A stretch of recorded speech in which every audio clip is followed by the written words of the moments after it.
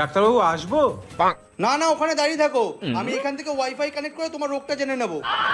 আরে এরম ভাবে বলার কি আছে? এরকম বলার কি আছে মানে? একে তো ভিতরে ঢুকেই পড়েছেন, তারপরে বলছেন আসবো কি না? মানে ন্যাকামোর একটা লিমিট থাকে। এইখানে শালা সবাই মুখ কাটা দেখছি। আবার ওখানে দাঁড়িয়ে মুখ বিড়বিড় করে কি বলছেন? এখানে এসে বসুন। হ্যাঁ, কি সমস্যা বলুন। সমস্যা তো একটাই, আরে কি? আসলে বিয়ের বয়স হয়ে গেছে বুঝলেন, কিন্তু বাড়ির থেকে বিয়েই দিচ্ছে না।